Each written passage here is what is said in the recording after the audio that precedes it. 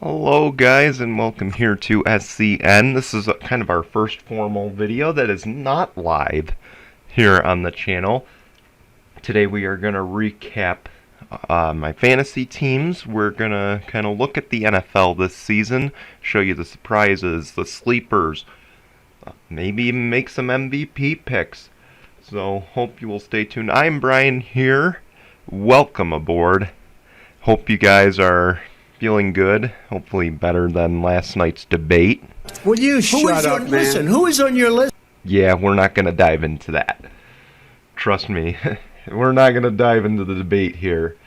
But anyway, let's take a look first at the fantasy teams, and I guess the only way to describe my fantasy team so far is the good, the bad, and the ugly. So, of course, in the Insanity League that we drafted, I believe that was our first draft here, that team is 3-0 right now. Of course, I've got Russell Wilson on that fantasy team. I actually started Mark Ingram the first 2 weeks. It was a big mistake. Or the first 3 weeks. Obviously, the first week he did okay. Second and third week, he wasn't that good. I'm hoping he can rebound. I'm not ready to quite let go of him yet, because something tells me I let go of him, he's going to have a breakthrough season.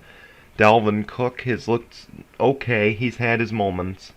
DeAndre Hopkins, Will Fuller, Calvin Ridley, and Mike Evans. Obviously, Mike Evans had a slow start to the season, but he quickly heated up in the last 2 weeks.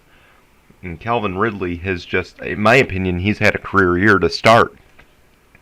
And of course, then we shift gears and we focus on, of course, mine Ben Has No Hands team.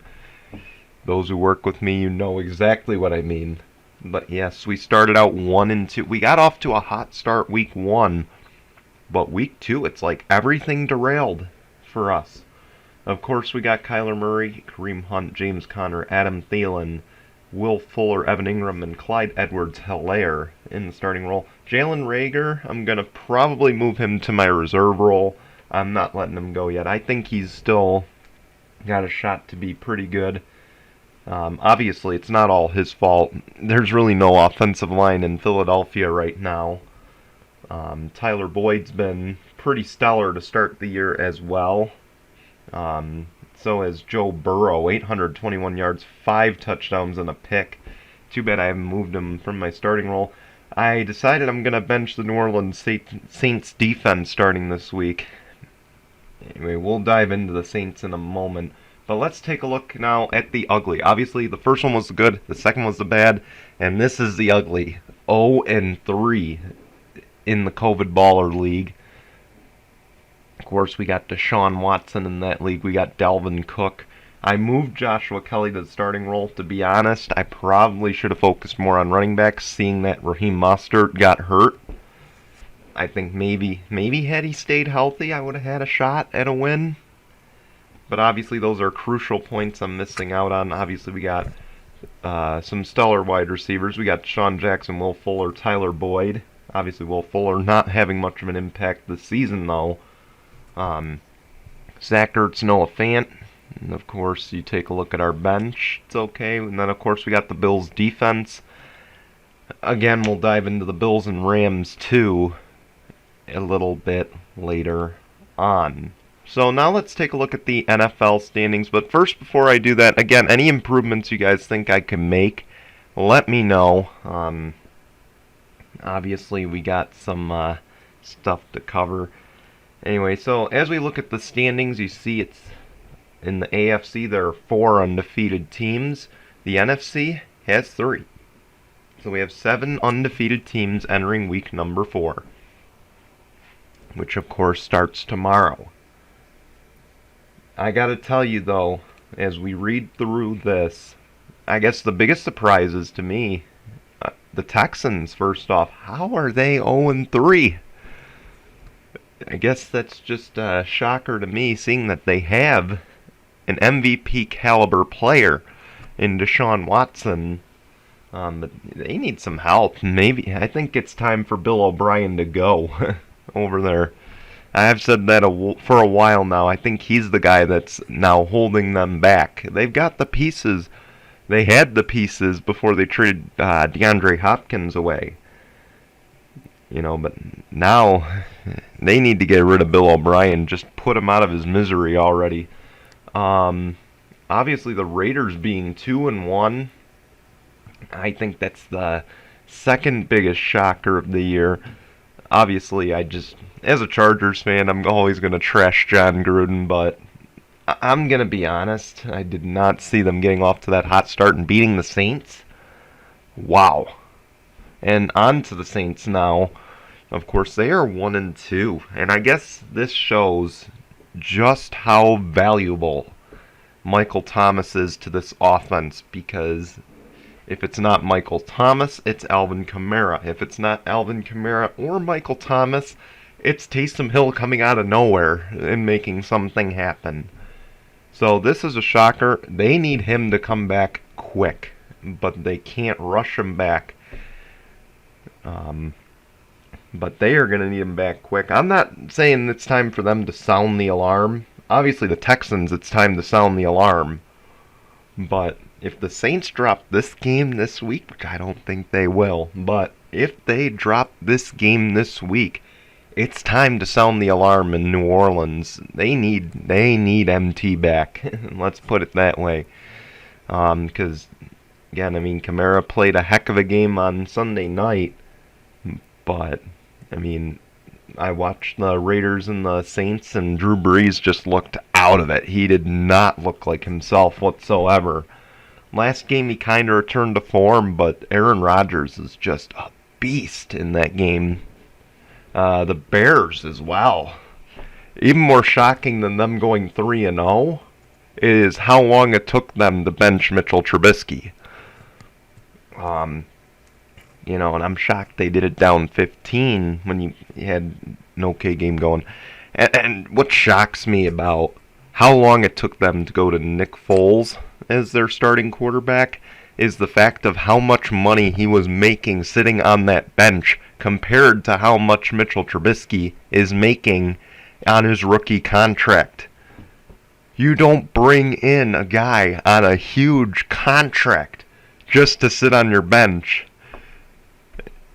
It just boggles my mind. You did not start him from the get-go. He's making millions and millions compared to what Trubisky's making. He's the former Super Bowl MVP. He's got quite a resume. He's probably, I don't think he's the most talented quarterback in the NFL, but I would say he's probably one of the smartest in the NFL. He doesn't have the talent necessarily, but he has the ability. He has the knowledge. So, again, just kind of boggled my mind that they didn't go to him to begin with.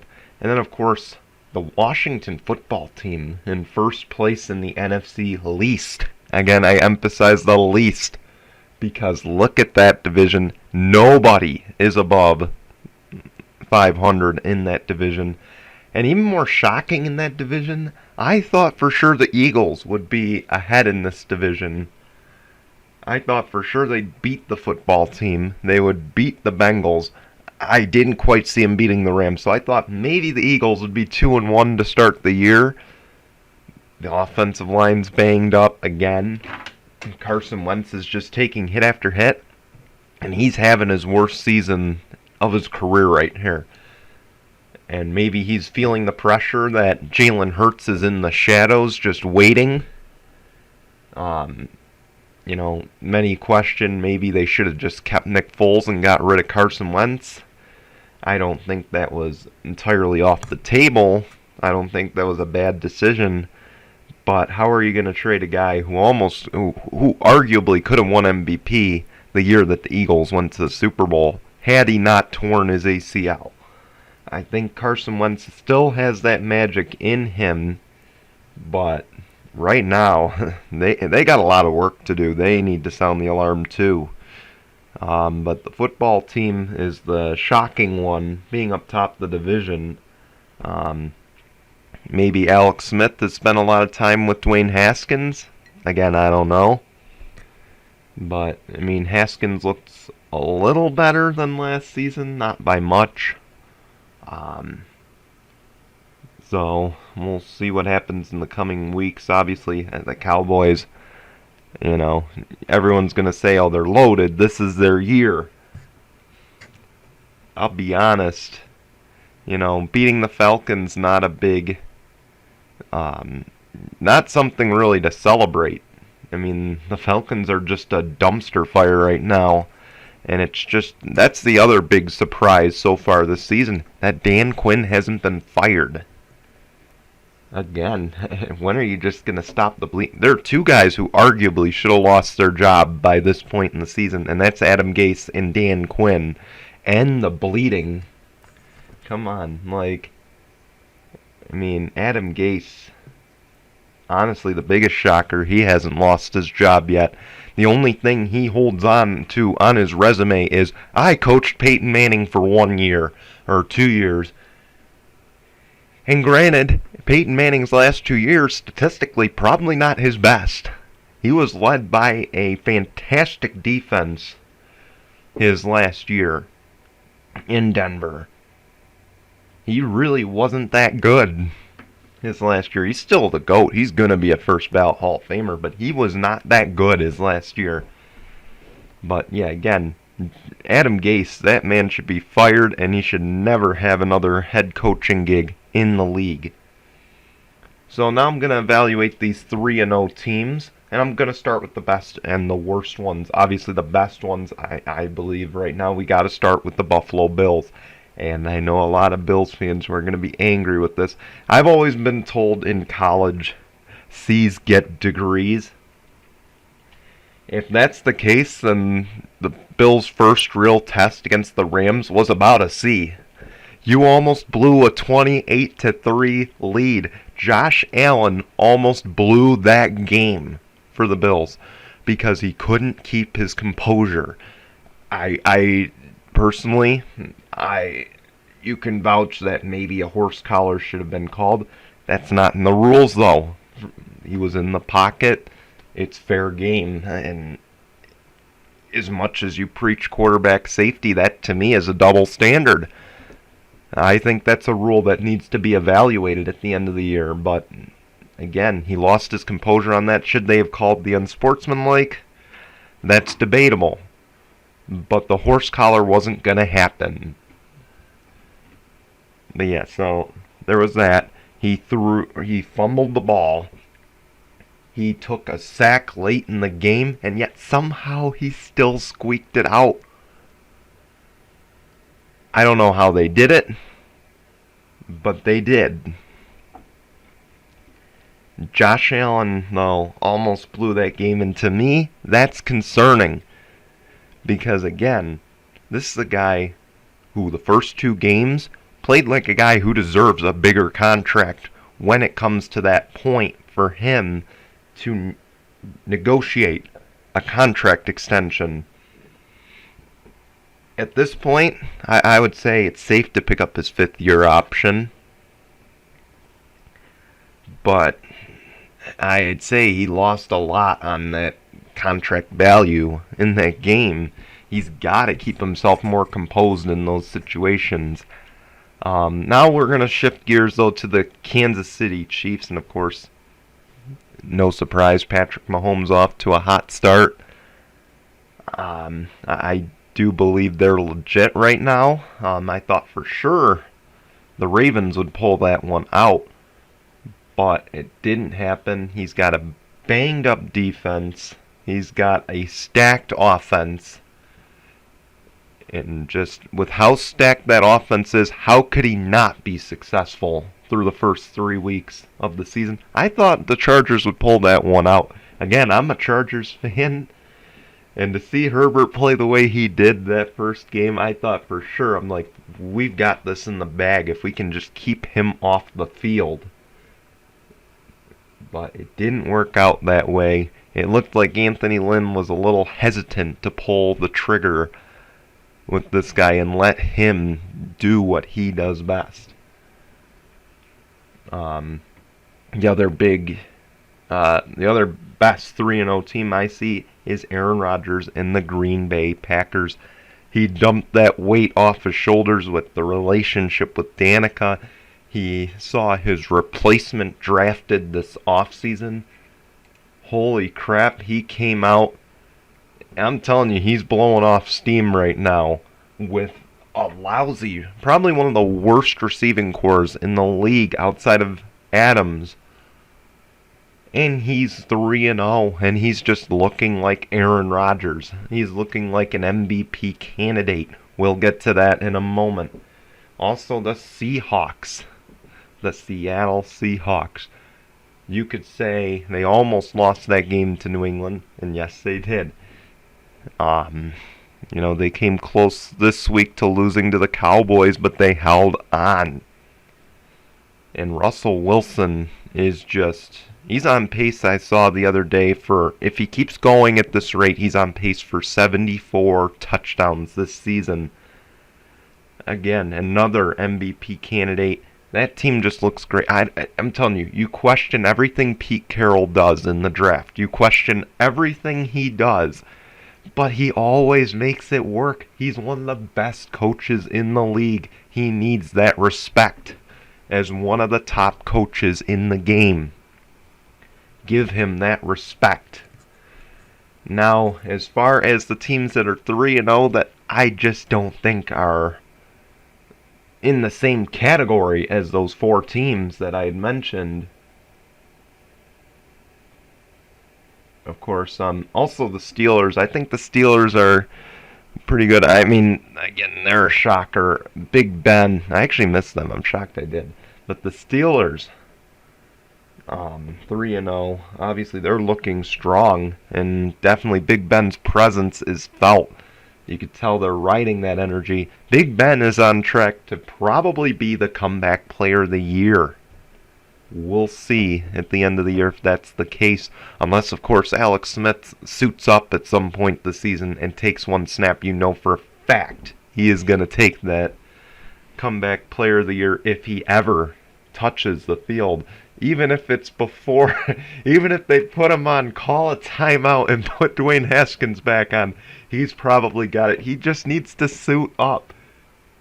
But as we move on, though, these are the teams, though, that I think they're 3-0, but I just don't think they're in the same category.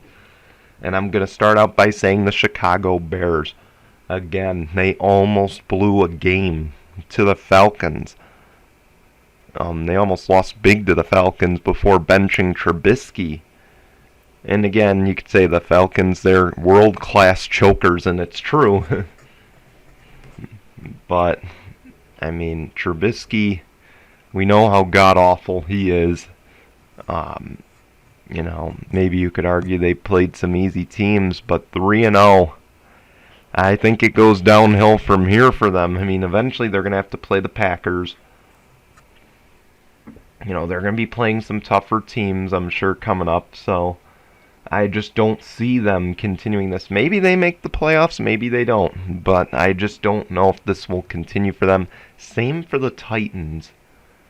I mean, Derrick Henry's a machine, don't get me wrong. He's arguably the best back in the league right now. But I just don't see them moving forward. I mean, again, they got a lot of challenges on the schedule this year. I mean, obviously we got the Bills that are 3-0. I mean, even if they make the playoffs, they're going to have to run into the Bills. They're going to have to run into the Chiefs possibly.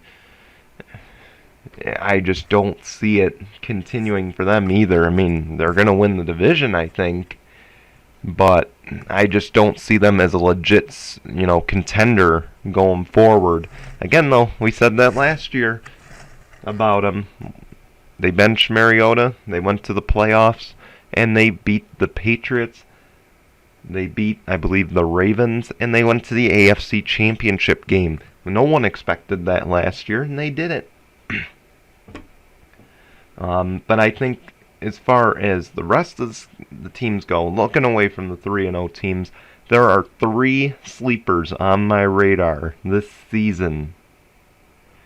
And it is the Arizona Cardinals. I've said it before, the Cardiac Cardinals. In discussions with my friends, I think some of them laugh at me. I think Kyler Murray, let me look again, but his stat line right now, obviously 786 yards, 4 touchdowns, 5 picks. I mean, maybe I'm being proven wrong with that, but I think he's going to have a breakthrough year, and he's really going to lead this team. I mean, he's got an offense around him. He's got the ageless Larry Fitzgerald. He's got DeAndre Hopkins, a beast at the wide receiver position, and he's still got Christian Kirk. And he's got Kenyon Drake in the backfield. I mean, he's got the offensive pieces around him to make it happen. Will he is going to be the big question. But 2-1, I just don't think you can sleep on the Cardiac Cardinals just yet. The Patriots as well. Cam Newton has come out a lot stronger than I thought he would. He's played a Lamar Jackson-ish type of style to start. A lot of running. But, again, you just can't rule out Bill Belichick. I wouldn't even rule him out of the division quite yet. A lot can happen. It's 2020. But don't rule the Patriots out just yet. They are still New England. They still got Belichick. They still have the Bills' number from last season. So don't rule out the Patriots just yet. Another sleeper I see looking through this is the Indianapolis Colts. Shocker. But, you know, they're 2-1. They started out rocky against Gardner Minshew.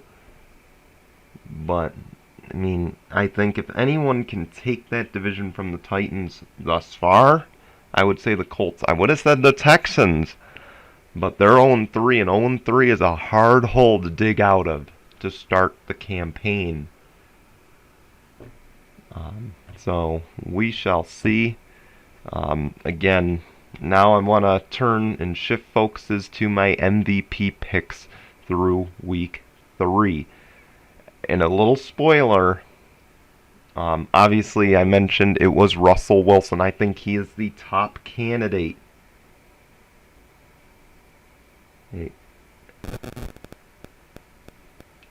Russell Wilson, by far, in my book, is the top candidate.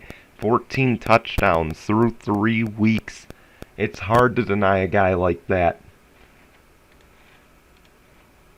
Yeah, here we go. So 925 yards, 14 touchdowns. He's only thrown 1 pick. He's taken a lot of sacks. He fumbled the ball once. But he is just looking probably the best I've ever seen Russell Wilson look. And he's got DK Metcalf, a rising star in the league.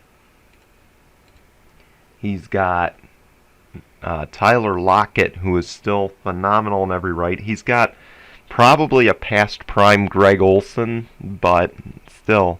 He's also got Chris Carson back there. He's got Carlos Hyde.